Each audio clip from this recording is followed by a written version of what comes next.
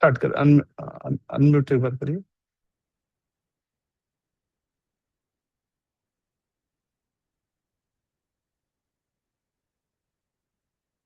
जी,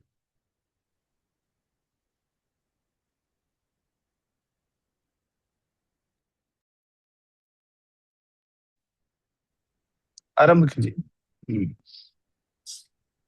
ॐ भद्रं कर्णेभिः शृणुयाम भद्रं पश्येमाक्षभिर्यजत्राः स्थिरैरङ्गैस्तुष्टुवाग्वंशस्तनूभिः व्यसेमहि देवहितं यदायुः।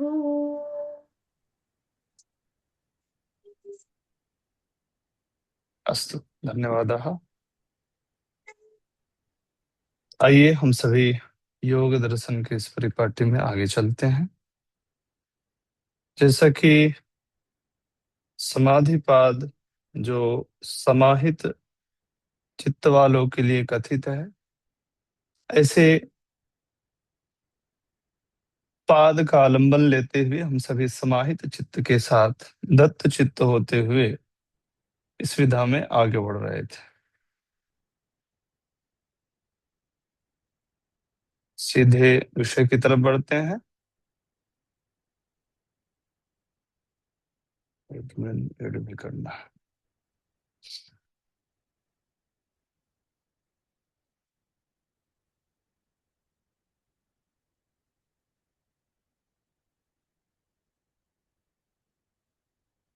PPT show हो रहा है।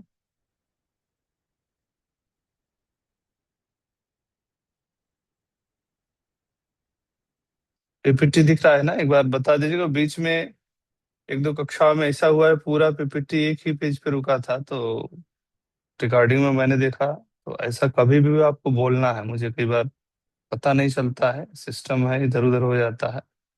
आपके समक्ष पूर्णतया सुचारू रूप से यदि ना दिखे तो आपको बोलना है।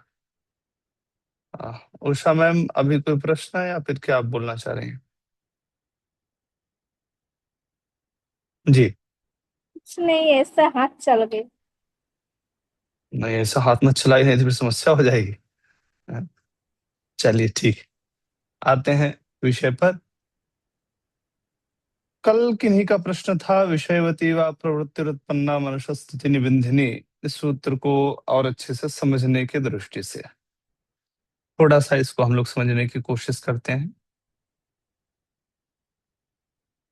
विषय सामान्य हम लोग जानते हैं, जो हमारी इंद्रियां हैं, इन इंद्रियों के माध्यम से जो जो हम तन्मात्रा के रूप में रूप रस गंध स्पर्श, इनके माध्यम से सुखावहता की दृष्टि से, भोगोपभोगता की दृष्टि से जो भी ग्रहण करते हैं, वो सभी आपका विषय की कोटि में आता है। बट यहाँ पर एक शब्द आया है, विषय विषयवती। तो विषयवती जो शब्द है, उसको पहले हम लोग समझते हैं। हालांकि उधर तृतीय पाद में समझाया गया है, बट यहाँ पे थोड़ा सा समझ लेते हैं। एक विषय होता है जो हम इंद्रियों के माध्यम से प्राप्त करते हैं। जैसे हम लोगों की आंखें, आंखों से हम लोग कुछ भी देखते हैं अपने अपने प्रकृति के अनुसार, इसमें हमें अच्छा लगता है। बहुत सारे लोग हैं, हम सबकी परिकल्पनाएं होती हैं विदेश में कोई ऐसा प्लेस देखना, तो बड़ा अच्छा लगता है, एक नवीनता का आभास होता है। ऐसे शब्द है, कुछ नया मूवी, कुछ नए सॉन्ग सुनने का सबका अपना अपना हैबिट है, तो उससे भी हमें एक आनंद की अनुभूति होती है। तो कुछ क्षण के लिए आप देखेंगे, भले कितना भी उत्थान रहे, आपका प्रिय उस इंद्रिय के माध्यम से वस्तु विशेष आपको प्राप्त हो जाता है, तो आपका मन ठहर जाता है। चाहे वो रूप हो, चाहे वो शब्द हो, चाहे वो रस हो, चाहे वो स्पर्श हो, कोई भी हो, अन्य विषयों से हमारा चित्त छूट करके, हमारा मन छूट करके एक विषय विशेष में वहां पर एकाग्र हो जाता है। यहाँ पर जो विषयवती प्रवृत्ति है, विषयवती ये जो शब्द आया है, ये दिव्य जो विषय है उनके संदर्भ में है। आप कहेंगे दिव्य विषय, ये क्या हो सकता है? तो दिव्य विषय का तात्पर्य है हम इन चर्म चक्षुओं से जिस रूप का आस्वादन करते हैं, आत्मसात करते हैं, वो कई बार दुख प्रदान करने वाला, तो उसका एक लिमिट है। आप आंखों से ज्यादा देर तक किसी एक चित्र को नहीं देख सकते, एक लिमिटेशन है। कितना भी खूबसूरत हो, कितना भी प्यारा हो, सेम ऐसे कानों से कोई कहे एक आध महीने एक आध साल हम गाना सुनते ही रहें, तो संभव नहीं है। सारी इंद्रियां एक उनका लिमिट है, एक क्राइटेरिया फिक्स है कि इससे ज्यादा ये नहीं जा सकते। हम सभी प्रतिदिन देखते हैं कंप्यूटर में जो काम कर रहे हैं, आंख उसमें एकदम एक लिमिटेशन है, उसके बाद आंख चाहती है कि उसको कुछ रेस्ट चाहिए। तो ये सारा जो क्रम है अथवा अनुभव की ही भी चीजें हैं, इन सभी विषयों का एक लिमिटेशन है। बट एक ऐसा विषय जो हम कहे आप सालों साल, हजारों हजारों वर्ष तक जो है उसका आप आस्वादन करते रहिए और इंद्री पीछे हटने की बात न करे, तो उसको हम लोग बोलेंगे दिव्य विषय।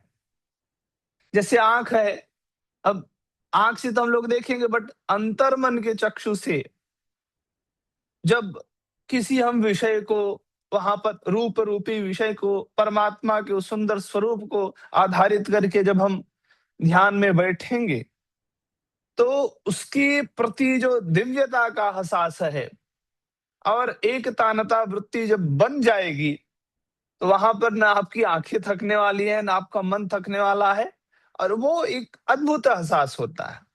ऐसे ही शब्द, श्रोत्र इंद्रिय का जो विषय है, हम जब तक बाहर कुछ सुनने की पिपासा रखते हैं, तो वो एक उसका लिमिटेशन है। बट एक अंदर नाद चल रहा है, एक अंदर ध्वनि चल रही, जिस दिन हमने उस तरंग को पकड़ लिया और उसमें हमारा चित्त, हमारा मन एकाग्र हो गया, ये कहे ये आपका दिव्य विषय की कोटि में आएगा। एक और सरल उदाहरण देते हैं। एक बार हमने और आप सबके समक्ष विचार किया था, प्राणायाम वगैरह जैसे हम लोग करते हैं, तो ये सामान्य आपको उदाहरण दे रहा हूँ, विशेष में नहीं, एकदम सामान्य। तो आप जब देखिएगा, बहुत अच्छा आप जब प्रैक्टिस करने लग जाते हैं प्राणायाम का और एक लंबे समय तक नियम पूर्वक, तो क्या होता है, इस नॉस्ट्रल से एक बड़ी अद्भुत सुगंध आती है। हम इत्र वाली सुगंध लेंगे, परफ्यूम यूज करेंगे, उसका एक लिमिटेशन है, एक टाइम के बाद वो फिनिश हो जाएगा, उसके बाद उसकी खूबसूरती आपको, उसकी सुगंध आपको नहीं प्राप्त होने वाली। बट प्राणायाम के माध्यम से प्राप्त जो खुशबू होती है, वो बड़ी अद्भुत होती है, बड़ी अलग होती है। रात रात रानी होती है, जैसे पुष्प होता है एक रात रानी का, रात्रि रानी, तो रात्रि 10-11 बजे के बाद उसकी सुगंध स्टार्ट होती है और ब्रह्म मुहूर्त प्रातः काल 5-6 बजे तक इतना भयानक वो सुगंध छोड़ती है कि आदमी पागल हो जाए। उसके पूरे चारों तरफ यदि आप जाइए, इतना गजब की खुशबू होती है। तो ऐसे ही प्राणायाम की भी सिद्धता होने पे कुछ लक्षण होते हैं और ये घटित होता है। यदि आप सही क्रम में करेंगे अभ्यास, तो ये चीजें आप अनुभव कर सकते हैं। अब ऐसे जो विषय हैं, विषयवती व प्रवृत्ति ही उत्पन्ना मनसः स्थिति निबंधिनी, स्थिति निबंधिनी बोलते हैं। इसके माध्यम से हम अपने मन को, यहाँ पे मन की चंचलता को दूर करके किसी एक साध्य विषय पर केंद्रित करने की बात को दर्शाया गया है। चित्त को एकाग्र करने की बात को दर्शाया गया है। तो इस वृत्ति के माध्यम से, इस प्रवृत्ति के माध्यम से हम दिव्य जो विषय हैं, उनका पवित्र भाव से आत्मसात करके और अपने चित्त को उसमें एकाग्र कर सकते हैं। बड़े बड़े योगी जन, ध्यानी जन, कितने लंबे समय तक वो ध्यान करते रहते थे। उसका कारण एक ये भी बनता था। एक और उदाहरण जैसे प्रकृति है, जल के पास जाकर के लोग बैठ जाते थे नदी के किनारे, और उस नदी के उस दिव्यतम विहंगम दृश्य को इन आंखों में भर करके फिर देखते देखते एक ऐसा अभ्यास बन जाता था कि आंखें खुली रहे या बंद रहे, उसके बाद भी वो दिव्य जो रूप रूपी विषय है, वो अमिट छाप के माध्यम से हृदय पटल पे छप जाता था। तो वो चिरकाल तक उसी में बस स्थिर रहते थे, उसी से उनकी समाधि लग जाती थी। इसलिए योग इत्यादि में ऐसे स्थान का बड़ा महत्व है जो पवित्र हो, जहां नदियां हो, जहां पर्वत श्रृंखलाएं हो, वहां पर ही स्वतः ये सब चीजें घटती हैं। तो कई बार थोड़ा सा आंतरिक जगत यदि शुद्ध है, वैसी गुरु कृपा है, ईश्वर कृपा है, तो ये चीजें स्वतः हमारा चित्त जो है इन सब में स्वतः चला जाता है और समाधि की दिशा में हम उन्नत होते हैं।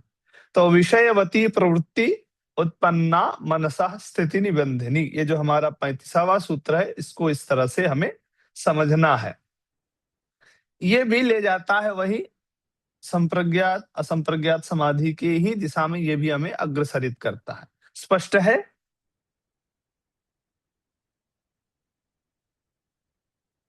आगे चलें।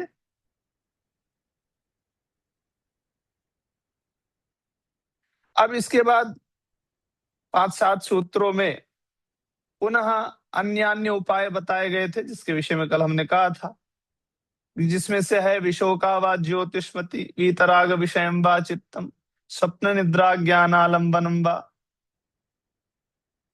स्वप्न निद्रा के माध्यम से भी आप समाधि तक जा सकते हैं। और लास्ट में उन्होंने कहा यथाभिमत ध्यानादवा, ये बड़ा काम का चीज है, इसलिए इस पे हमने कल फोकस किया था कि आपका जो अभीष्ट हो, आपकी स्वतः एक अंदर से ऐसी प्रवृत्ति होती है कि कई चीजें आप दीजिए, तो जैसे छोटा बच्चा होता है, लोग उसका जब परीक्षण करते हैं तो क्या करते हैं, कई वस्तु रख देंगे उसके सामने, शस्त्र भी रख देंगे, शास्त्र भी रख देंगे, अन्य अन्य वस्तुएं हैं, अन्य अन्य व्यावसायिक उपक्रम है। तो देखते हैं कि वो किसको पकड़ता है, उसका किसी से कोई लगाव नहीं है, बट कई बार पूर्व जन्मों का अभ्यास होता है, कुछ शास्त्र पढ़ करके आया होगा तो कुछ स्मृतियां पटल बनी रहती हैं चित्त में, तो स्वाभाविक वो पुस्तक को खींचने की कोशिश करता है, पुस्तक को पकड़ता है। तो वहां से हम लोग अनुमान लगाते हैं कि ये पढ़ेगा, तो इसको पढ़ाई के क्षेत्र में डालना चाहिए। कोई बच्चा ऐसे क्रिकेट स्पोर्ट की दृष्टि से, तो इसी तरह से कहे स्वाभाविक एक हमारे अंदर मन की, अंतर मन की एक प्रवृत्ति होती है, वो किसी एक चीज को विशेष को लेकर के वो आकृष्ट रहता है। जब कभी मौका मिलेगा तो वो जाएगा, थोड़ा सा बस ओझलता को आपको हटाना है। तो ऐसे ही यथाभिमत ध्यानादवा में महर्षि पतंजलि ने कहा, आपका जो अभिमत हो, अभिमत का तात्पर्य है हमारा जिसके प्रति बड़ी श्रद्धा स्वाभाविक हो, किसी को क्रिएट न करना पड़े, किसी को हमारी श्रद्धा बनाना न पड़े, स्वाभाविक ऐसी श्रद्धा उत्पन्न हो। जहां जा करके कई बार हम लोग ऐसे ऐसे आचार्यों के सन्निधान में जाते हैं जहां वो कुछ ना बोले, बस उनका दर्शन करके एक बड़ा अद्भुत एहसास होता है। कई से पवित्र स्थान होते हैं जहां हम जा करके बड़ा आध्यात्मिक कि उस ऊर्जा को अनुभव कर सकते हैं, हमारा चित्त वहां डायरेक्ट कनेक्ट हो जाता है। कुछ हमें ध्यान, कुछ हमें और अभ्यासों की आवश्यकता नहीं पड़ती है। तो ऐसे ही ध्यान के विधा में कोई ऐसा स्वरूप, कोई ऐसी प्रक्रिया, कोई ऐसी साधना जो आपके मन को ज्यादा खींच रही हो, कहे उसी में लग जाओ, इसी से आपको समाधि की प्राप्ति हो जाएगी। ये विशोका व ज्योतिष्मति जैसा इसमें है, तो इसमें कहे शोक से रहित अथवा ज्योतिषमति, जिसको प्रकाश स्वरूप बोलते हैं, ये भी एक प्रक्रिया है जिसके माध्यम से हम अपने चित्त को समापत्ति की ओर ले जा सकते। वीतराग विषयम व चित्तम, जो हमारा चित्त है उसको हम विषयों से वीतराग कर लें, ये भी एक पद्धति है जिससे हम उस तरफ जा सकते हैं। सनातन में ये सारे आयाम बड़े खूबसूरती के साथ देखे जाते हैं। स्वप्न निद्रा ज्ञान आलंबनम व, कहे स्वप्न निद्रा ज्ञान अथवा आलंबन जो आधार है, इनके माध्यम से भी हम चित्त की स्थिति विशेष को प्राप्त कर सकते हैं। स्वप्न कई बार बड़े अद्भुत स्वप्न होते हैं जो आध्यात्मिक जगत से जुड़े होते हैं, कई लोगों को केवल स्वप्न ही आता है, ऐसा भी हो जाता है। वह इसके माध्यम से भी आप समापत्ति की ओर जा सकते हैं। निद्रा, योग निद्रा इत्यादि जो उपक्रम है, उसके माध्यम से भी ज्ञान भी एक माध्यम है, और आलंबनम आधार विशेष मान करके भी हम उस पद्धति से जा सकते हैं। अब फिर इसका कहे फल क्या होगा, ये जो चित्त, ये जो मन के साधने के जो उपाय बता रहे हैं, ये पहली सोपान है।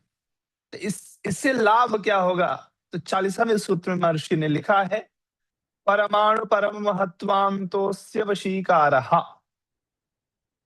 परमाणु और परम महत, परमाणु बोलते हैं सबसे जो छोटी इकाई है, पूरी सृष्टि की जो सबसे छोटी इकाई है, हमारे ऋषियों ने जब गणना किया तो उसको परमाणु शब्द दिया।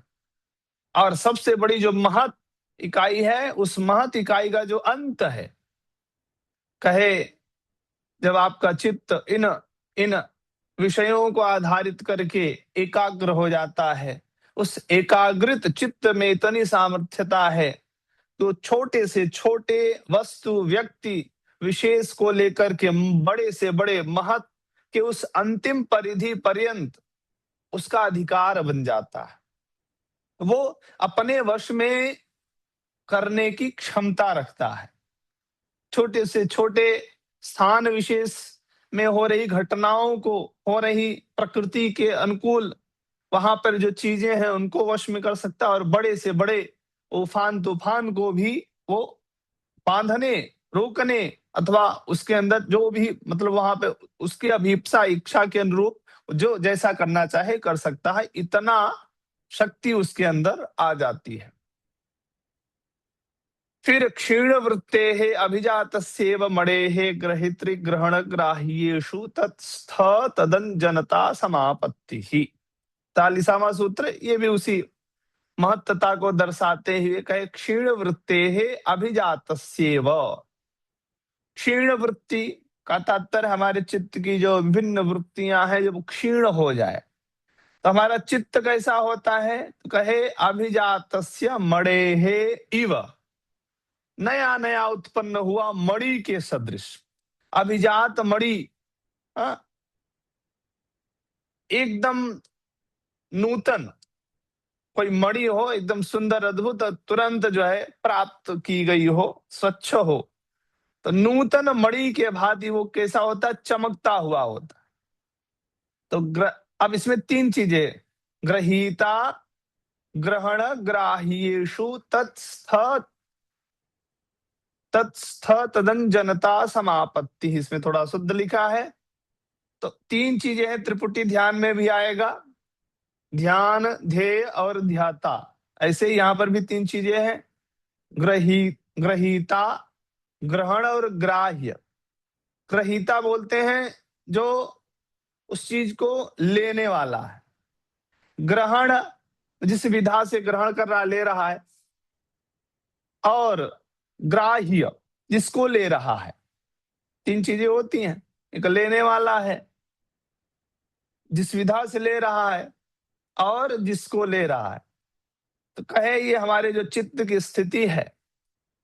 अब इसको और सरल शब्द में कहें तो ज्ञाता ज्ञान, और वो ज्ञान प्राप्त कर रहा है जो ज्ञाता है, उस जिस प्रक्रिया से उस ज्ञान को प्राप्त करे, उन तीनों को, तो उन तीनों में ही वो उसका जो है तन्मय हो करके, और समापत्ति, समापत्ति ही से समाधि लेना है, संप्रज्ञात समाधि की ओर उन्मुख हो जाता है। ये सरल, जब हमारा चित्त स्वाभाविक स्वरूप से मणि, अभिजात नूतन सद्य उत्पन्न मणि के उस सदृश निर्मल हो जाता है, तो उसमें इतनी शक्ति हो जाती है कि तीनों को, ज्ञाता, ज्ञेय और ज्ञातृ, इन तीनों को एक करके वह स्थिति विशेष को प्राप्त कर लेता है। ऐसा समझना। ये कई चीजें हैं जो इधर उधर थोड़ा सा समाधि के संदर्भ में है। अब लास्ट में आज हम लोग थोड़ा सा समाधि के विषय को समझने की कोशिश करेंगे, हल्का सा, क्योंकि समाधि विषय काफी कठिन है, फिर भी यहाँ पर हम लोग थोड़ा सा पकड़ने की कोशिश करते हैं। कहाँ गया ये तो?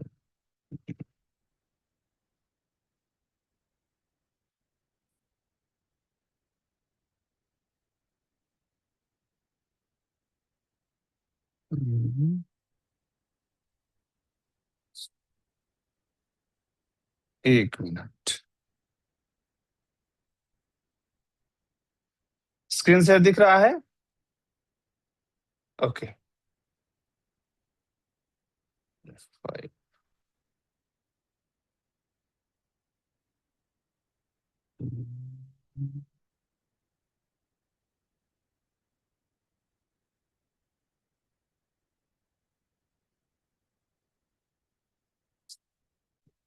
इसमें 46वें सूत्र से लेकर के 51 सूत्र पर्यंत कुछ समाधि विशेष को दर्शाने वाले सूत्र हैं। सब बड़े गूढ़ हैं। इसके पूर्व भी बहुत सारे सूत्र हैं जो बड़े गूढ़ हैं। एक एक सूत्र पे हम लोग बड़ी लंबी चर्चा करें तो वो शायद समझ में आए।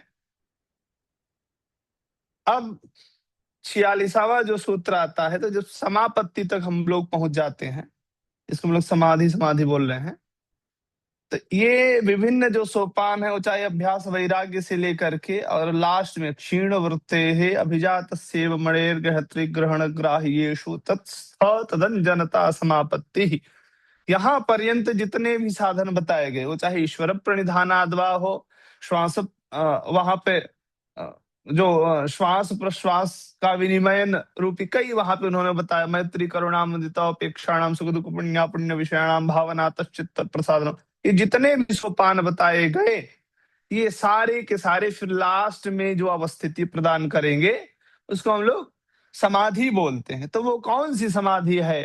तो ऋषि लिखते हैं ता एव सबीजः समाधि। लास्ट में जो हमारा उत्तम चित्त वाला साधक जिस समाधि को प्राप्त करेगा, ता एव, जितने अन्य अन्य साधन हैं, साधनाएं हैं, इन सभी से प्राप्त जो अवस्थिति है, उस अवस्थिति का नाम है सबीजः समाधि। समाधि, उस समाधि में एक विशेषण लगा हुआ है सबीज। समाधि हमें प्राप्त होगी, परंतु कौन सी समाधि?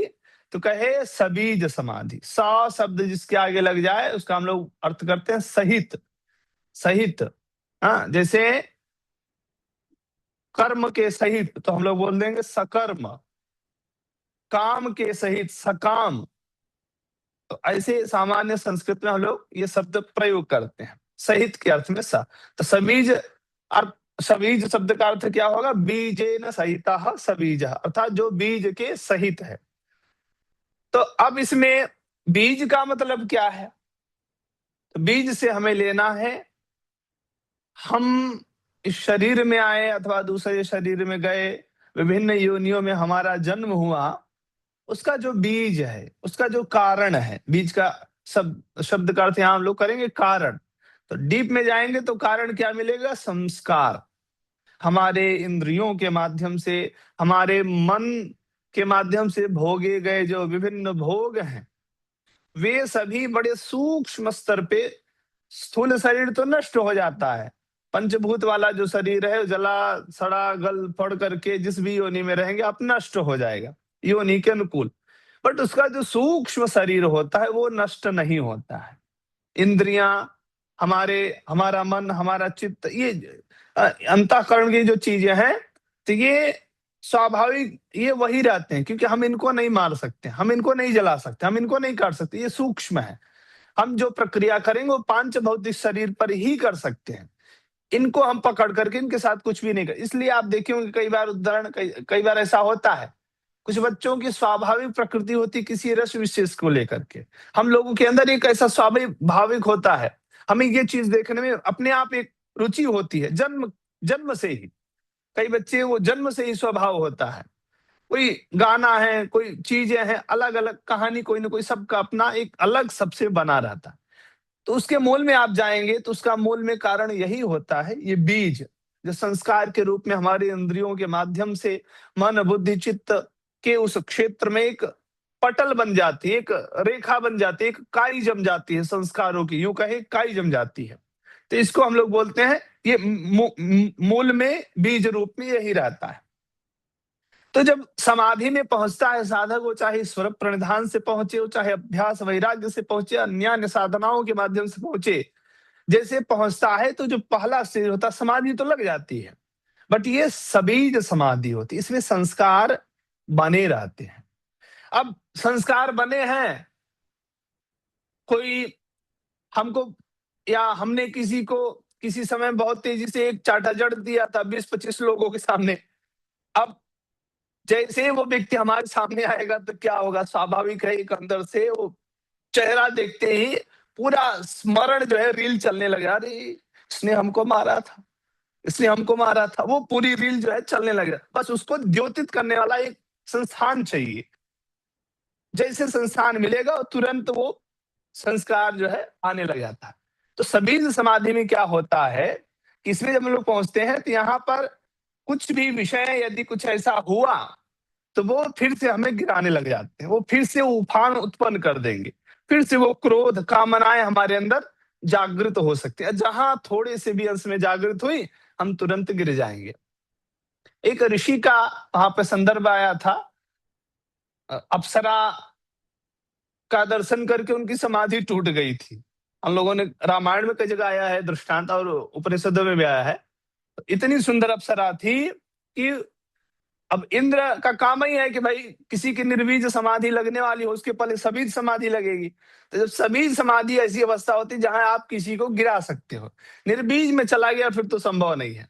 तो इंद्र का एक स्वभाव है, उसको लगता है कि समाधि जैसे उत्कृष्ट साधन को जिसने प्राप्त कर लिया तो पुण्य की सर्वोत्कृष्टता अवस्था है। इतना पुण्य उसका हो जाता है कि व्यक्ति सोच भी नहीं सकता है। और उस समय में यदि उसने कामना कर दिया कि मुझे इंद्र बनना है तो फिर इंद्र को उस पद को छोड़ करके जाना पड़ेगा, इस्तीफा देना पड़ेगा, क्योंकि उससे ज्यादा धनवान व्यक्ति आ गया उसको खरीदने के लिए। तो इसलिए इंद्र के अंदर स्वर्ग में ये परस्पर चलता रहता है। देखो नेताओं में भी ऐसा हम लोग प्रत्यक्ष, ऊपर मत जाइए स्वर्ग में, यही देख लीजिए धरती पर ही एक दूसरे को गिराने के लिए ऐसा ऐसा नुस्खा लाएंगे लोग जो है, कैसे इसके टांग पकड़ के खींचा जाए, कौन क्या कर रहा है, बस इतनी बारीकी से लोग, एकदम पूरा सिस्टम ही आज लगा हुआ है दूसरे की कमी निकाल करके उसको नीचे गिराने में। तो ऐसे ही इंद्रगत ये जो स्वर्ग आदि का है वहां भी क्रम चलता है। तो वो देखते हैं कि हमारे ऊपर कोई हावी होने वाला तो नहीं है। तो वहां पे जो ऋषि रहते हैं उनका नाम मुझे स्मरण नहीं हो रहा है, आप में से किसी को याद हो तो लास्ट में बताइएगा। तो वो सभी समाधि में ही थे। अप्सरा को भेजते हैं, पहले तो अप्सरा निष्फल हुई, फिर और प्रभाव डालते हुए और हास्य मंदगति बहुत सारी जो साहित्य के स्वरूप है वहां पे, उसके माध्यम से फिर धीरे धीरे उसने प्रवेश किया। तो लास्ट में उनकी स्थिति जो है फिर समाधि छूट गई। तो इसलिए जब सभी समाधि में हम पहुंचे तो बड़ा यहाँ पे गिरने का डर रहता है। यहाँ पे हमें बहुत सावधानी रखना है और इसी को लास्ट समाधि समझ करके बस अब तो सब कुछ प्राप्त हो गया, रुक गए, फिर गिर जाएंगे आप। ये यूं कह सकते हैं समाधि में जो ये स्थूल पार्ट है उसको हम सभी समाधि के रूप से भी कह सकते हैं। यहाँ पे देखिए कुछ चीजें लिखी हुई है, पूर्व में वर्णित सवितर्क। अब जो 4 प्रकार की हमारी समापत्तियां होती हैं, सवितर्क, निर्वितर्क, सविचार और निर्विचार। जब हम हमारा जो चित्त के स्टेज है जहां पे हम नीचे इंद्रियों से ऊपर उठ जाते हैं, मन से ऊपर उठ जाते हैं, बुद्धि के लेयर से ऊपर उठ जाते हैं, अहंकार के लेयर से ऊपर उठ जाते हैं, चित्त के लेयर से ऊपर उठ जाते हैं, तो ऐसी स्थिति में हमारा जो चित्त अब जहां पे होता है तो वो फिर 4 लेयर को प्राप्त प्राप्त होता है, पार करता है। तो पहला होता है सवितर्क, फिर होता है निर्वितर्क। सवितर्क मीन्स कुछ हमारे विषयों का तर्क वितर्क स्वरूप वहां पे होता है, उसको फिर वो पार करेगा, निर्वितर्क में पहुंचेगा। फिर वहां पे सविचार, फिर एक ऐसी अवस्था आएगी निर्विचार। तो ये सबीज समाधि में प्रविष्ट करते ही ये 4 कमरे आपको वहां पे दिखेंगे। अब ये सारे जिसमें आएंगे ये आपका सबीज समाधि के अंडर आएगा, समाधि के पार्ट में, कि कितना डीप इन्होंने विवेचित किया है समाधि को। तो इसमें सामने किसी न किसी रूप में यदि आलंबन विषय या उसका कारण रूप विद्यमान रहता, हमने स्पष्ट स्टार्टिंग में ही कहा, थोड़ा सा भी कहीं आलंबन उसको मिला तो फिर से आपको गिराना प्रक्रिया शुरू कर देगा। तो यहाँ पर बड़ा सतर्क रखना। अब इस अवस्था में चित्त की जो हमारी वृत्तियां वो बड़ी सूक्ष्म होती हैं, एकाग्रता और तन्मयता की पराकाष्ठा पर होती हैं, परंतु जो हमारे मूल बीज रूप में, कारण रूप में हमारे जो संस्कार हैं वो समाप्त नहीं होते हैं। इसलिए इसको हम लोग सबीज समाधि कहते हैं। सबीज समाधि कहने के पीछे कारण इसका यही है। अब इसके और ऊपर एक अवस्था आती है निर्विचार अवैशारद्य ध्यात्म प्रसाद। अध्यात्म प्रसाद, प्रसाद आप सभी जो मंदिर में लेते हैं वही प्रसाद यहाँ पर है। संस्कृत में हो गया, 2 बिंदी लगा दीजिए, प्रसाद। बहुत सरल है संस्कृत। तो निर्विचार वैशारद्य अध्यात्म प्रसादः। प्रसाद शब्द का अर्थ होता है प्रसन्नता। शब्दकोश में, अमरकोश में आया हुआ है प्रसादस्तु प्रसन्नता।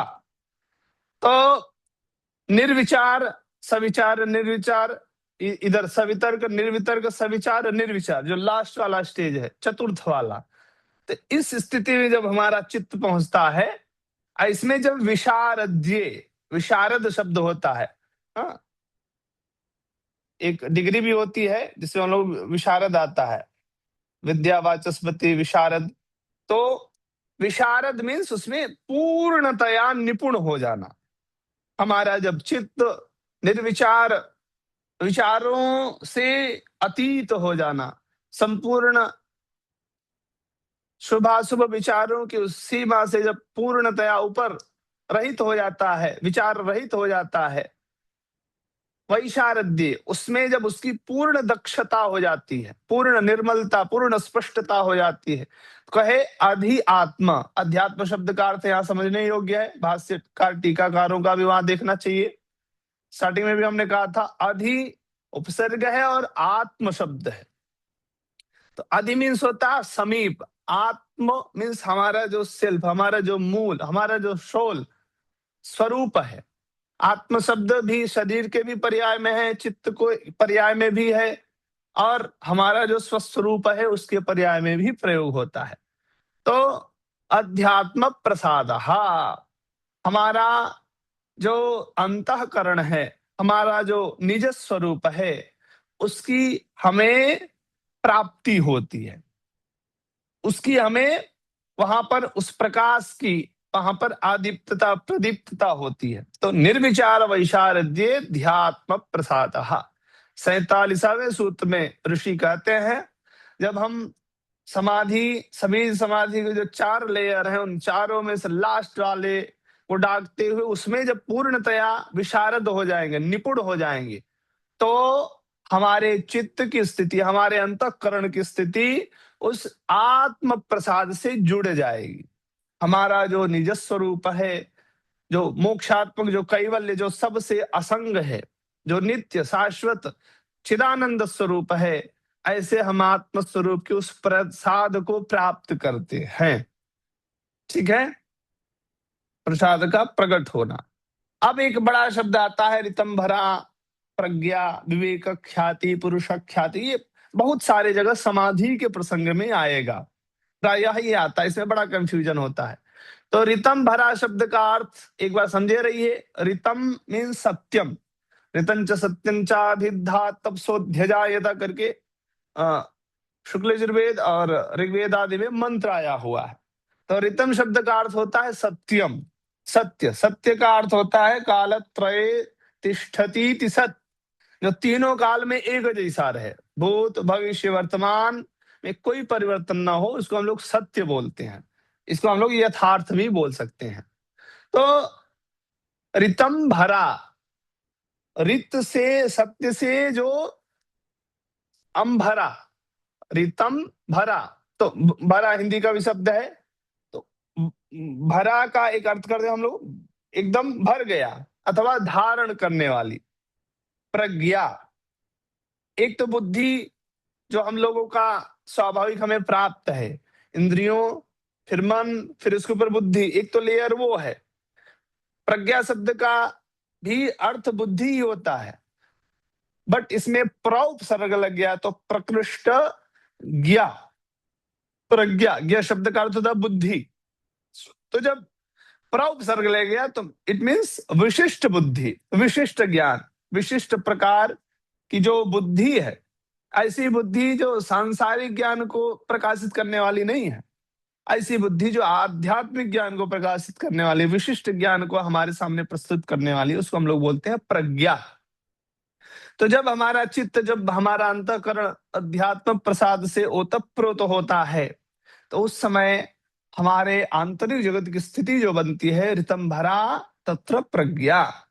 हमारी जो उस समय बुद्धि होती है, हमारे जो अंतःकरण होते हैं, वो संसार वाले अंतःकरण नहीं होते, वो संसार वाले बुद्धि नहीं होती। उस समय वो एक विशिष्ट प्रकार की बुद्धि होती है, विशिष्ट प्रकार का वहां पे ज्ञान होता है, जिसको हम लोग प्रज्ञा बोलते हैं। और वो रित इसलिए प्रज्ञा उसको हम लोग कहते हैं क्योंकि वो रित से भर जाती है, यथार्थता से भर जाती है, सत्यता से भर जाती है। उसके अंदर जो असत्य चीजें हैं, अयथार्थ चीजें हैं, उनका स्थान नहीं होता है। पूर्णतया उस क्षेत्र में प्रकृष्ट जो ज्ञान है उन्हीं का। इसलिए देखिए कहते हैं ना कि जो अध्यात्म श्रृंखला को इस एक उच्च स्तर को प्राप्त हो जाता है तो उसकी बुद्धि ही लाइब्रेरी है। वो जो जो जो चीजें कहेगा वो शास्त्र से जुड़ी हुई होती है। हमने कई लोगों को ऐसा देखा है प्रत्यक्ष कि वो पढ़े लिखे कुछ भी नहीं है, किसी शास्त्र को उन्होंने देखा नहीं है, बट उनका आध्यात्मिक स्तर, उनकी बुद्धि का स्तर जो प्रज्ञा वाला है वो उनके अंदर होता है। वो उनके आचरण, उनके शब्द को जब बोलते हैं तो लगता है, हमने कई बार सुना कि जो बोल रहे हैं अब उनको नहीं मालूम है कि मैं कहां से बोल रहा हूं, बट हम लोग शास्त्र पढ़े तो लगता है कि हाँ ये तो यही बात कर, बट ये पढ़े नहीं, ये कैसे बोल दे रहे हैं, ये मंत्र नहीं जानते, वेद नहीं जानते, अब वेद में लिखी हुई बातें ही ये बोल रहे हैं। तो उस समय क्या होता है कि हमारी जो बुद्धि होती है सीधे उस जो मेन पावर है वहां से कनेक्ट हो जाती है, प्रज्ञा जिसको हम लोग बोलते हैं। तो यह अवस्था हमें सबीज समाधि के निर्विचार वैशारद्य ध्यात्म प्रसादाध्यात्म एक एक जुड़े हुए कनेक्शन है सबका। एक एक स्टेज आप जैसे जैसे बढ़ते जाएंगे, केवल सबीज तक पहुंच गया समाप्त हो गया नहीं, एक एक स्टेज लेयर अध्यात्म प्रकाश के बाद ही, अध्यात्म प्रसाद के बाद ही हमारे अंदर इतंभरा प्रज्ञा का उद्भावन होगा। तो ऐसी स्थिति जहां पर सत्य का यथार्थ स्वरूप से प्रकाश बना रहे, वो ज्ञान बना रहे, विशिष्ट ज्ञान की स्थिति जब हमें प्राप्त हो जाए तो इसको हम बोलेंगे ऋतंभरा प्रज्ञा। एक साथ बोल देते हैं ऋतंभरा प्रज्ञा। याद रखिएगा, बहुत बार पूछा जाता है, प्रायोगिक परीक्षाओं में भी आता है। अब इसके बाद आया आपका जो है श्रुतानुमान प्रज्ञाभ्याम अन्य विषया विशेषार्थत्वात्। किसी ने प्रश्न किया, भाई ये प्रज्ञा प्रज्ञा आप इसको उत्कृष्ट बुद्धि क्यों बता रहे हैं, इसके पीछे कारण क्या है? बड़ा सुंदर ऋषि प्रमाण दिए। कहीं भी पंचमी आए तो उसको हेतु बोलते हैं, विशेषार्थत्वात्, रामात, ये पंचमी विभक्ति होता है, पंचमी विभक्ति का एक वचन। तो संस्कृत में पंचमी का हेतु, हेतु मत भाव, हेतु के अर्थ में हम लोग प्रयोग करते हैं कारण। तो कारण क्या है भाई, आप इसको प्रज्ञा बता रहे हैं, बड़ा इसका महिमा मंडन कर रहे हैं। तो ऋषि ने कहा इसके पीछे कारण यह है कि श्रुत अनुमान प्रज्ञाभ्याम अन्य विषया विशेषार्थत्वात्। हम जो सामान्य विषय प्राप्त करते हैं वो या तो श्रुत होता है, श्रुत मीन्स किसी से सुन करके, सुनने की प्रक्रिया, वो गुरु, आचार्य, शास्त्र, शब्द कोई भी हो सकता है। तो इनसे जो हम ज्ञान प्राप्त करते हैं उसको हम लोग बोलते हैं श्रुत ज्ञान। जैसे किसी ने कहा अग्नि गर्म है, यहाँ पे उदाहरण दिया गया है, अग्नि गर्म है। तो अब हमने सुना, फिर जाकर के अनुभव भी किया, जलती हुई अग्नि में हाथ रखा तो वो चलाना शुरू कर दिया, गर्माहट की अनुभूति हुई। तो श्रुत फिर अनुमान, उसके बाद हमने अनुमान लगाया। तो ऐसा जो ज्ञान है उसको हम लोग श्रुत ज्ञान बोलते हैं, किसी के माध्यम से सुन करके। दूसरा ज्ञान होता है अनुमान लगाना। अनुमान लगाना जैसे उदाहरण दिया जाता है, धूमात वन्य पर्वतः करके न्याय में आया हुआ है। तो कोई जंगल है, वहां पे बहुत तेजी से धुआं ऊपर दिखाई दे, तो लोग क्या समझते हैं वहां आग है। स्थाणुर्वा पुरुषोवा करके कोई झाड़ी में आप दूर से देखेंगे, कोई पेड़ वगैरह खड़ा रहता तो कई बार लगता है ये आदमी है, एकदम आदमी जैसी शक्ल दिखती है। अब पास में पहुंचेंगे तो अरे कहीं कुछ नहीं है। कई बार लोग डर जाते हैं, उसको भूत समझ के कोई पीछे पीछे आ रहा है, तो ऐसी भी प्रवृत्ति हो जाती है। क्यों? हमने अनुमान लगाया, वो अनुमान सही भी हो सकता है, गलत भी हो सकता है। उसके पीछे हमारा पूर्व का जो है श्रुत ज्ञान कितना परिपक्व है उसके आधार पर होता है। तो दो चीजें हैं, श्रुत गुरु शास्त्र शब्द के माध्यम से, अथवा अनुमान तर्क चिन्ह लक्षण विशेष के माध्यम से आधारित जो ज्ञान हम वहां पे प्राप्त करते हैं, धुआं देख करके अग्नि का अनुमान लगाना। कहीं ये जो दोनों प्रकार के प्रज्ञाभ्याम, ये दोनों को घटाना है प्रज्ञाभ्याम में। तो श्रुत प्रज्ञा, श्रुत प्रज्ञा, अनुमान प्रज्ञा, श्रुत प्रज्ञा और अनुमान प्रज्ञा, इन दोनों से कहे अन्य विषया। ये जो हमारा हमारे चित्त की, हमारे अंतःकरण की जो स्थिति वहां पे बनती है, कहे ये दोनों से अन्य है। ये जो विषय है अन्य है, और अन्यता के साथ साथ विशेषार्थत्वात्, इस ऋतंभरा प्रज्ञा में विशेषार्थता होती है। ये सबसे अलग, एक्यूरेट, यथार्थता, सत्यता के साथ उस ज्ञान को हमारे सामने प्रकट करता है। इसलिए इसका हम नामकरण किए ऋतंभरा प्रज्ञा। स्पष्ट है? अब आया तज्जह संस्कारोन्य संस्कार प्रतिबंधी। स्वाभाविक है एक दूसरे के रोध प्रतिरोधक क्रम होता है, ऐसे ही संस्कारों में भी बड़ी लड़ाई चलती है। बाहर ही हम लोग नहीं लड़ते हैं, बाहरी जगत में ही लोग अपनी चीज को सिद्ध करने के लिए, अपनी बात को सिद्ध करने के लिए, अपनी जमीन, अपनी संपत्ति को ज्यादा बढ़ाने के लिए नहीं लड़ते हैं। आंतरिक जगत में भी लड़ाई होती है, सत्य और असत्य में भी लड़ाई होती है, पुण्य और पाप में भी लड़ाई होती है। ऐसे ही संस्कार जो है, शुभ संस्कार और अशुभ संस्कार, जो बीज रूप में हमारे अंदर बैठे पड़े हैं, इनमें भी परस्पर प्रतिद्वंदिता बनी रहती है। तो कहे अब ये जो ऋतंभरा प्रज्ञा है, इसका प्रयोजन क्या है, इसका महत्वता क्या, ये करेगी क्या, किस लिए बनाई गई है? तो ऋषि ने कहा तज्जहा, इस ऋतंभरा से जो मीन्स होता है उत्पन्न, उत्पन्न होना। तो इस ऋतंभरा प्रज्ञा से संस्कार, एक ऐसा संस्कार उत्पन्न होगा जो अन्य संस्कार प्रतिबंधी, जो हमारे इतर संस्कार हैं, जो हमारे अशुभ संस्कार हैं, जो बार बार हमें आवागमन के चक्कर से जोड़ने वाले संस्कार हैं, उनको ये प्रतिबंध लगा देगी। अब तुम आगे नहीं आ सकते हो। इस ऋतंभरा प्रज्ञा का कार्य क्या है कि यहां से ब्लॉक कर देगी। दिल्ली में जब लोगों ने आक्रमण शुरू किया तो फोर्स लगा दिया गया, अब इसके आगे आप लोग नहीं आ सकते हैं। सेम ये जब ऋतंभरा प्रज्ञा हमारे जीवन में उदित होगी, तो हमारे जो अशुभ संस्कार हैं, ऐसे संस्कार जो आपको पुनः ला करके फिर से नीचे प्रकृति में डाल देंगे, तो ऐसे संस्कारों को ये प्रतिबंध लगाती है।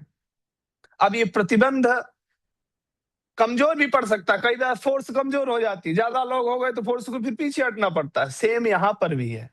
ऋतंभरा प्रज्ञा वाली स्थिति ये जो संस्कार को क्रिएट करेगी, एक नूतन संस्कार को बनाएगी, ये उतना ही सक्षम होगा जितनी आपकी साधना सक्षम होगी। जहां अपने ऋतंभरा प्रज्ञा वाली साधना के सोपान को प्राप्त करने की जो कोटि है, यदि उसमें आपने न्यूनता स्टार्ट किया, साधना का क्रम कम होना शुरू हुआ, अहंकार आ गया, भाई मैंने ऋतंभरा प्रज्ञा को प्राप्त किया, मैं तो सब कुछ जान गया, कहे अब ये जो संस्कार की सीमा बनी थी, सुरक्षा का जो क्रम बना था, ये फिर कमजोर भी हो सकता है। वो वाले जो बैठे हुए हैं अशुभ संस्कार वाली, ये मौका ढूंढ रहे हैं, थोड़ा सा मौका पाए बस अटैक कर दे बड़ी बड़ी मिसाइल से, तो वो तुरंत वहां पे बैठे हुए हैं। इसलिए यहाँ पे ये तो करेगा ऋतंभरा प्रज्ञा जो है, संस्कार अन्य संस्कार प्रतिबंधी, शुभ संस्कारों का उद्भावन करते हुए हमारे जो पुराने विक्षेपकारी संस्कार हैं उनको रोक देती है। बट यहाँ महर्षि पतंजलि इस बात को नहीं कहा, बट इस चीज को, इससे हमें समझना है कि यहाँ द्वंद्वता चल रही है, लड़ाई हो रही है, अभी निर्णय नहीं हुआ है। निर्णय होगा निर्बीज समाधि में। जब निर्णय होता है वहां पर, जब पूर्णतया ये ऐसी स्थिति बनी रहती है, जितने आते हैं कहता है आओ आओ आओ लड़ो, तो ऋतंभरा प्रज्ञा विवेक ख्याति का जो प्रकाश, वो लड़ते लड़ते जलाते जलाते सारे संस्कारों को, जितने सेना रहती है सबको मार डालती है। तब वो जब विजयी होती है, तो आगे चल करके उसी को बताएंगे अंतिम सूत्र में। 50वां सूत्र था और लास्ट का सूत्र आया तस्यापि निरोधे सर्व निरोधान निर्बीज समाधि। ये अंतिम स्टेज है, जहां पे जितनी फोर्स थी जो लड़ रही थी आकर के, कहीं अब सबको हम मार करके परास्त कर दिए हैं, अब सर्वतंत्र स्वतंत्र हो गए हैं, अब हमारा शासन है। तो जब अपना स्वामित्व वाला शासन प्राप्त होगा, तो उसको हम लोग बोलेंगे निर्बीज समाधि। समाधि का ही प्रकार है, बट ये निर्बीज समाधि है। यहाँ बीज उद्भासित नहीं हो सकती, इसलिए एक समाधि के आगे विशेषण दिया गया। ये कौन सी समाधि है? बोले जिसमें से बीज निकल गया है, बीज पूर्णतया जो है एकदम जल गया। उदाहरण हमने दिया था, चना लीजिए, एक व्यक्ति हाथ में चना लिया, कहीं भी कहे पहाड़ में नहीं जमेगा, पहाड़ में छोड़ दिया, पानी पाया, थोड़ा बहुत संस्पर्श हुआ, जम आया। दूसरे व्यक्ति ने कहा नहीं जम सकता, इसलिए हम ऐसा करेंगे, इसको भूंज करके फिर डालेंगे। भूंज करके डालिए, कितना भी मिट्टी पानी कहीं भी ले जाके करिए, कभी अंकुरित होगा ही नहीं। तो ये भूंजा हुआ चना समझिए निर्बीज समाधि है। यहाँ संस्कार, यहाँ चित्त पे कितना भी आक्षेप बनाए रहे, अब ये जम नहीं सकते हैं, अब ये पनप नहीं सकते हैं। तो इस सोपान से जैसे जैसे हम बढ़ते हैं, और अंतिम सोपान होता है समाधि। बड़ा कठिन विषय है समाधि को समझना। कुछ हम लोगों ने महर्षि पतंजलि के माध्यम से इसको जानने की कोशिश की है। पूरे भारतीय दर्शन के परिपाटी में, वैदिक इतिहास के उपक्रम में जितना भी आप ग्रंथ उठा लीजिए, समाधि के विषय में जितना विशिष्टता के साथ महर्षि पतंजलि ने विवेचित किया है, एक एक सूत्रों में कहीं अन्य प्राप्त नहीं होता। ये सूत्र बड़े गंभीर अर्थ वाले हैं। अभी एकदम सरल रीति से हम लोगों ने इनको समझने की कोशिश किया है, समझ में बिल्कुल नहीं आते हैं। और ये मुझे पक्का, क्योंकि मैंने भी अनुभव ऐसा किया है, फिर भी आप लोगों ने बड़े धैर्यता के साथ इसको समझने की कोशिश की है। आशा है कि काफी चीजें आप सबको स्पष्टता, पूर्णतया तो मैं अस्वस्थ नहीं, फिर भी काफी हद तक कुछ चीजें आई होंगी। ठीक, तो चिंतन को और बढ़ाइए, और जहां लगे आप बोलिए, कुछ कुछ विषय पे यथा समय हम लोग मिल करके चिंतन करने की कोशिश करेंगे। तो आज आपका ये समाधि पाद यहाँ आकर के पूरा होता है।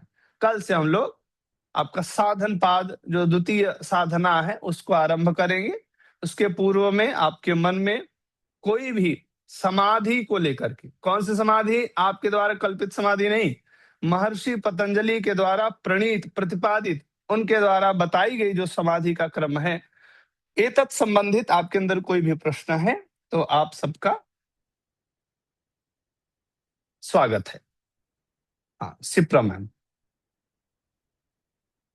गुरुजी, निर्बीज समाधि है, दग्ध बीज में क्या क्या अंतर है? निर्बीज शब्द जो प्रयोग किया जाता है, दग्ध बीज जो प्रयोग किया जाता है, उन दोनों में क्या अंतर है? दग्ध बीज शब्द कहाँ आया है? आगे 4th चैप्टर में आएगा। क्लेशों के कहाँ पे बारे आया में, बता। क्लेश के बारे में आता है, 2nd चैप्टर में आता है। सेकंड चैप्टर में सूत्र, कुछ प्रसंग याद है कि सूत्र में आया है?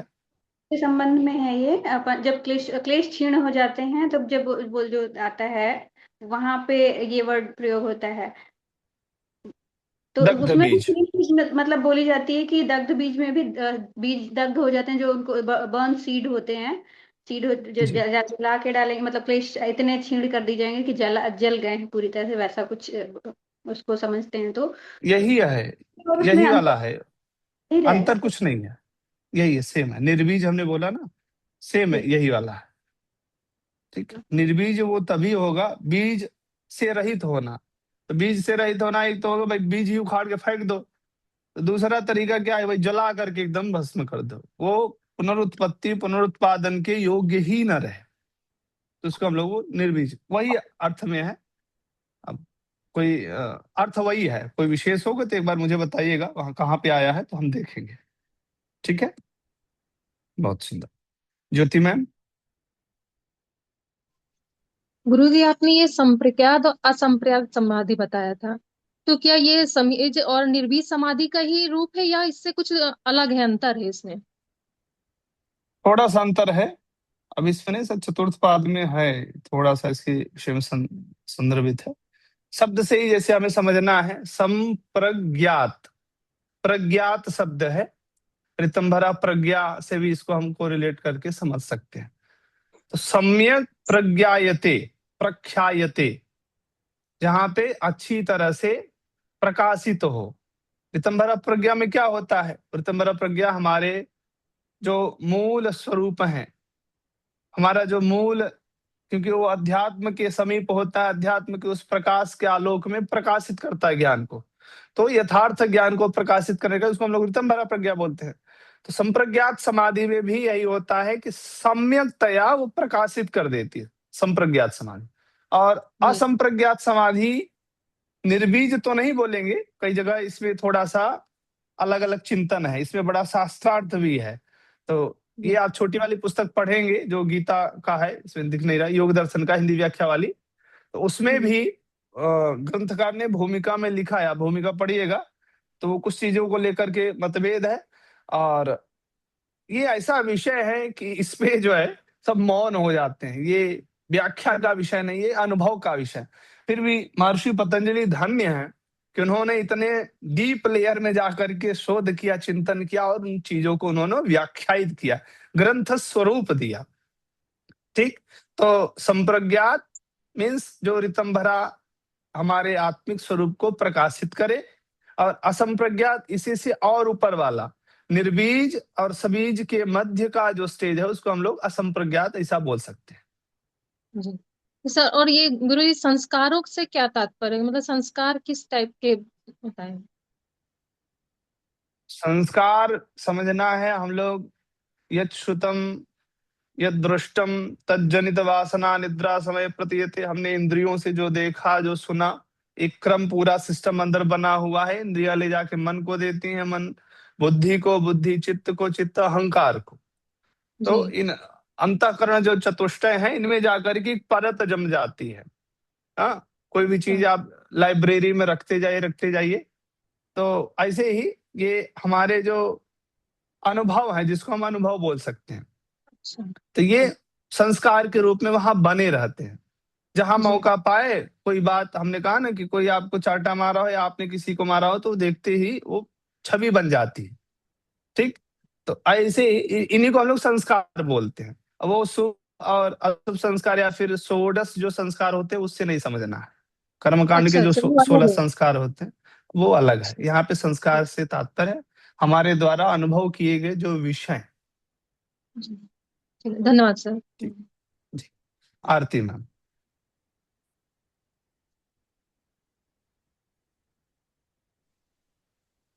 सर ये जो निर्विचार 47 मंत्र है, निर्विचार सर ये समझ नहीं आया, इसमें अध्यात्म प्रसाद और ऋतंभरा प्रज्ञा ये सर एक ही चीज है क्या? एक ही चीज नहीं है। जब तक अध्यात्म प्रसाद की स्थिति नहीं आएगी तब तक ऋतंभरा नहीं होगी। ठीक है, पहला लेयर समझिए अध्यात्म प्रकाश का है। अध्यात्म प्रकाश कब होगा, अध्यात्म प्रसाद की स्थिति कब होगी?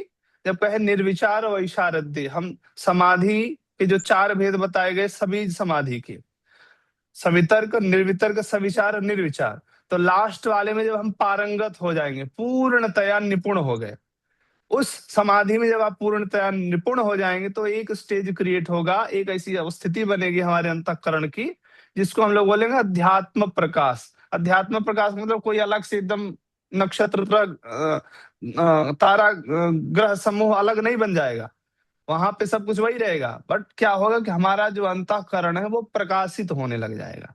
सूर्य भगवान निकले हैं और हमारे अंदर बड़ा सा खिड़की भी लगा हुआ है, कांच कांच का डोर, और हमने मोटा सा पर्दा लगा रखा है। भगवान सूर्य की रोशनी हमें कैसे प्राप्त होगी? कोई बच्चा उठेगा, यहाँ तो अंधकार है, माँ ने उठा खोला, रे देखो देखो ये प्रकाश है। तो सेम ये जो आवरण है, ये निर्विचार की अवस्था में जब हम पहुंचते हैं तो यहाँ पे ये अध्यात्म प्रकाश, अध्यात्म प्रसाद बस इतना ही करता है कि उस आवरण को हटा देता है हमारे आंतरिक स्वरूप में, और विषयों का जो आवरण बना हुआ है इसको बस खोल देता है।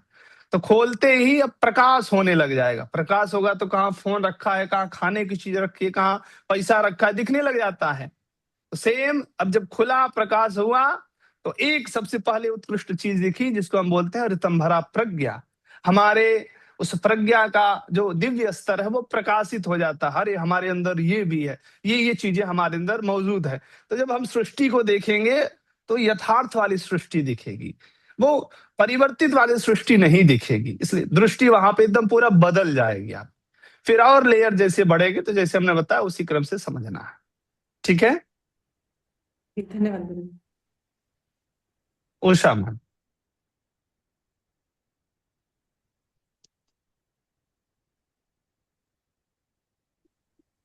जी गुरु जी, आप जो 41 का जो श्लोक का अर्थ बताए हैं, ग्राही ग्राहीतु ग्रह ना अग्राहोषु, इसका 3 जो वर्ड है उसका थोड़ा माने बता दीजिए। एक 41 मिनट।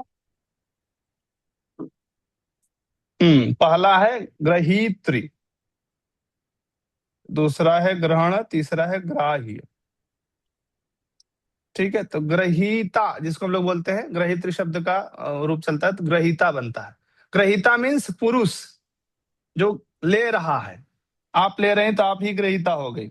ग्रहण, जो भी विषय है उनको ग्रहण कौन कर रहा है, तो इंद्रियां, इंद्रिया व अंतःकरण अंतःकरण। और इंद्रिया, ये हमारी यहाँ पे ग्रहण हो गए। और ग्राह्य, किसके माध्यम से ये ग्रहण कर रहे हैं, हाथ पैर आंख नाक कान, ये नहीं होंगे तो हम रूप को देख ही नहीं सकते। तो ग्राह्य से हमें समझना है पंचभूत, अच्छा, ठीक है। पंचभूत और जो विषय है ये सब ग्राही में आएंगे, तो ये तीनों को इस तरह से घटा करके देखना है। ग्रहीता आप और मैं, ग्रहण अंतःकरण और इंद्रियों के माध्यम से जिसको हम लोग ग्रहण कर रहे हैं, और ग्राह्य पंचभूत और विषय, ठीक। बहुत सुंदर। अमन शर्मा, आपका ही नाम है मैम? जी सर। गुरुजी, अच्छा ठीक मेरा एक प्रश्न था कि जो ये हमारा 46 वाला था समाधि पाद है। का अंतिम, ता एव सबीजः समाधि, इसमें सबीजः समाधि तो हो गया कि 20 सही समाधि, जो ता एव है इसमें थोड़ा सा प्रकाश डाल दीजिए। जी, ताह एव, सा ते ताह, तत् शब्द है संस्कृत का। आपने यदि संस्कृत पढ़ा होगा तो तत् शब्द है, जैसे शब्द रूप होते हैं ना, रामः रामो रामः, तो वो स्त्रीलिंग में जब हम लोग चलाएंगे, सा ते ताह, ताम ते ताह, तया ताभ्याम ताभि, ऐसा करके रूप चलेगा। तो ये जो समाधि है स्त्रीलिंग है। अब बहुत सारी समाधियां बता रहे हैं ना, तो हाँ जी। उन्हीं को क्लेरिफाई करने के लिए यहाँ पर ये उसका विशेषण के रूप में आया। ताह समाधेः, समाधयः बहुवचन मिलाएंगे, समाधयः, ताह समाधयः एव निर्वीजः समाधि। पूर्व में जो क्रम सवितर्क निर्वितर्क सविचार ये सारे बहुत सारे हो गए ना यहाँ पे, तो कहे यही सब जब लास्ट में आकर के अवस्थित होगा तो इसे कहे सबीजः समाधि ही, यही आपकी सबीज समाधि है। तो ये ताह शब्द तत्शब्द का स्त्रीलिंग का बहुवचन है। आगे धन्यवाद। स्वर होने के कारण विसर्ग का लोप हो गया है, तो ता वस्तुतः नहीं है, संधि हुई यहाँ पे, ताह शब्द मूल रहेगा ताह। अजीत कुमार जी। गुरुजी, कल का जो पढ़ाई किए थे उसका विषय में कुछ पूछ सकता हूँ? जी जी जी। कल जो आपने वैराग्यम हमने पढ़ा था, तो वैराग्यम का जो स्थिति है उसमें वशीकार संज्ञा जो है ये फाइनल स्थिति है। तो इससे पहले ये जी जो टीका में हमने पढ़ा था, जो इसका 4 अवस्था होता है, जो यत्मान, व्यतिरेक, एकेंद्रिया, उसके बाद वशीकार संज्ञा। तो ये जी। पहले 3 जो स्थिति है इसके बारे में थोड़ा प्रकाश डाल सकते हैं? एक मिनट, सूत्र संख्या कौन सी है? ये 15। हम्म।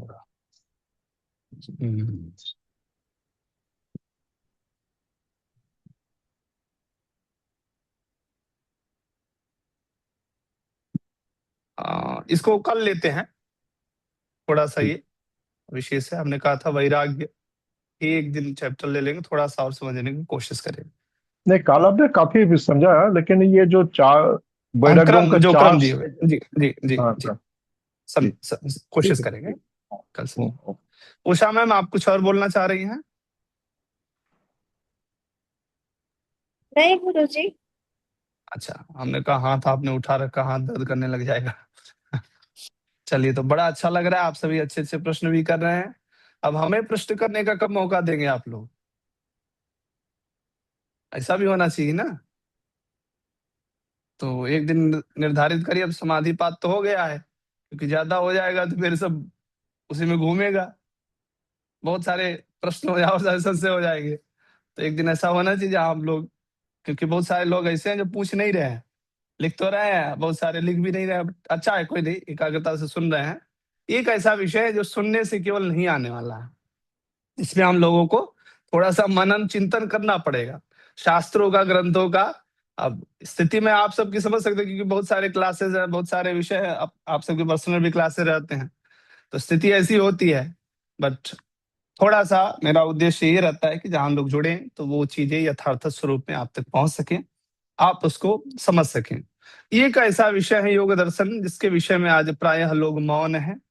जो परंपरा वाले हैं तो बड़ा क्लिष्ट शब्दों में व्याख्यायित करते हैं, कुछ सुनने को तैयार नहीं। जो संस्कृत परंपरा से पढ़ा होगा वही उनकी बात समझ पाएगा।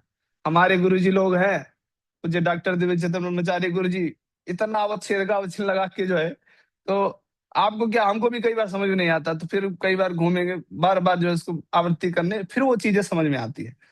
तो इसलिए अब जो आधुनिक वाले हैं वो इतने आधुनिक हैं कि वो मूल जड़ से जुड़े ही नहीं है, तो अर्थ का अनर्थ करते हुए एक अलग परिपाटी बना देना है। कई लोग क्या है कि केवल भावात्मक जगत में ही व्याख्या कर रहे हैं पातंजलि योग दर्शन की, भाव में जो आ गया बस बोल दिए, ऐसा ऐसा जो है लिखा है। अब उसका कोई आधार नहीं है, न कोई शास्त्र है, न कोई परंपरा है, उनके भाव में मुझे ऐसा लगता है।